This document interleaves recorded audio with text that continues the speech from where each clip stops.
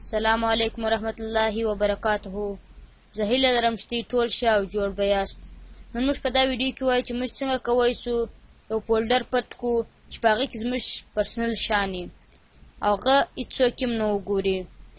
که ته زموږ چینل نه یې سبسکرایب کړی سبسکرایب یې کړئ، لایک یې کړئ، کمنټ یې کړئ، سره دا بیل آیکن باندې کلیک وکړئ چې زموږ نورې ښې ویډیو تر دې پورې اساني سره در ورسیږي. نو راځو د ویډیو په طرف ویډیو شروع کوو.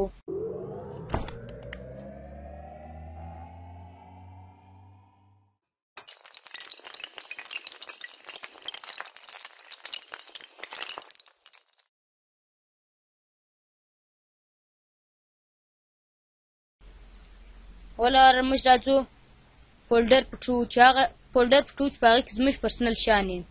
نو زه راځم ډېر راله، نو دغه زموږ پرسنل شیان دي موږ په یو فولډر کې پټوو.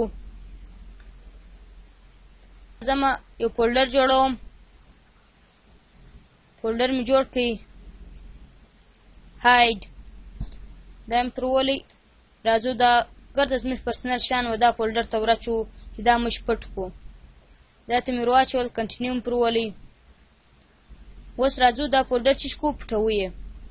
نو رایټ کلیک به پر وکړئ، پراپرټیز له به یې راسئ، خالي به ټیک مارک کړئ، هایډن چې مې ټیک مارک کړئ اپلای بیا کړئ، اوکې بیا کړئ، اوکې بیا کړئ. دا چې شو اوس زموږ سره پټ شو دا فولډر. اوس ګورو ډرا به ډکوي خو فولډر به نه یې کړي. نو راځو اوس ګورو چې دا څنګه ښکاره کړو دا فولډر برته. راځو سټارټ مینیو له به راسې، فولډر اپشن له به راسې، فولډر اپشن له رالې چې شپې کې ویو له به راسې. وای ډونټ شو هیډن فایل فولډر آر ډرایوز. که دا پر لګېدلو بیا به دا تا چې کوم شیان پټ کړي دا به هېڅکله نه ښکاره سي. او که دې شو هایډن فایل فولډر اینډ ډرایو که دې پر دې باندې ټیک مارک ولګوي نو دا به چې تا چې کوم شیان پټ کړي هغه په اساني سره چې شي ښکاره به سي. نو موږ پر دې باندې چې کړو اپلای به یې کړو، اوکې به یې کړو. نو کمپیوټر له راځو، هیډرا له راځو، دا د هغه فولډر ښکاره سوی دی. نو رایټ کلیک به پروئ، پراپرټیز له بیا راسئ، هایډن به چې کړئ، ټیک مارک به ختم کړئ، اپلای به کړئ، اوکې کنټینیو اګنور آل به کړئ، اوکې به پروئ. اوس راځو دا فولډر ګورو، دغه زموږ هغه ګره پرسنل شیان دي چې موږ په دا فولډر کې واچوو.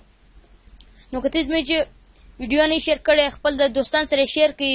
که د دې څه مسله وي نو هغه به دا ویډیو وګوري او د هغه مسله به چې سي حل به سي. د خدای په امان.